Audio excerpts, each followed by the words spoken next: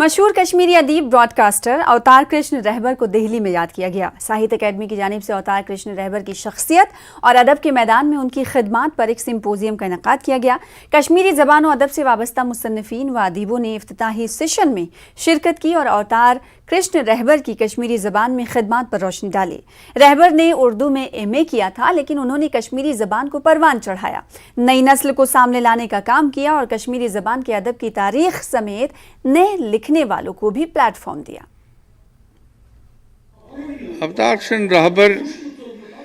ایک تو کشمیری زبان کے لیے انہوں نے اپنی خدمات کو وقف کیا تھا۔ دیکھیے، نوکری سب کرتے ہیں، روزی کمانے کے لیے لوگ کوئی نہ کوئی کام کرتے ہی ہیں، لیکن اس کے لیے بھی جو کام انہوں نے چوز کیا، ورنہ اردو میں ایم اے تھے، کہیں اردو کے ٹیچر لیکچرر ہو جاتے، اس زمانے میں کوئی بڑی بات نہیں تھی، اور ریڈیو میں آ کر کے انہوں نے اردو کے پروگرام نہیں کیے، کشمیری کے پروگرام کیے،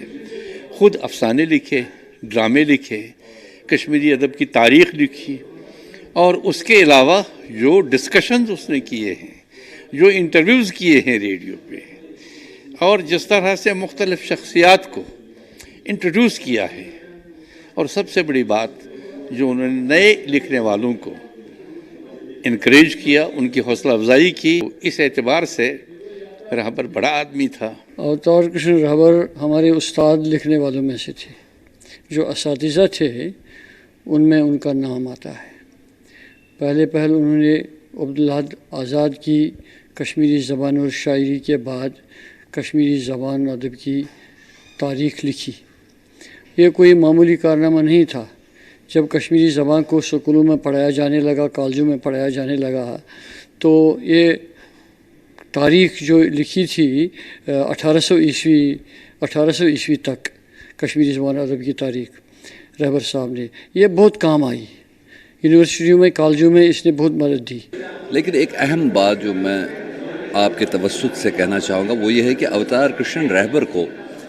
اپنے سننے والوں پہ بڑا اعتماد تھا، اور وہ یہ سمجھتے تھے کہ میں ہر وہ بات جو کشمیر کی تاریخ، کشمیر کی ادب، کشمیر کی تہذیب کے حوالے سے کر رہا ہوں، یہ کان کے ذریعے سے لوگوں کے دل اور دماغ پہ اپنا ایک اثر کر لیتی ہے۔ اور انہوں نے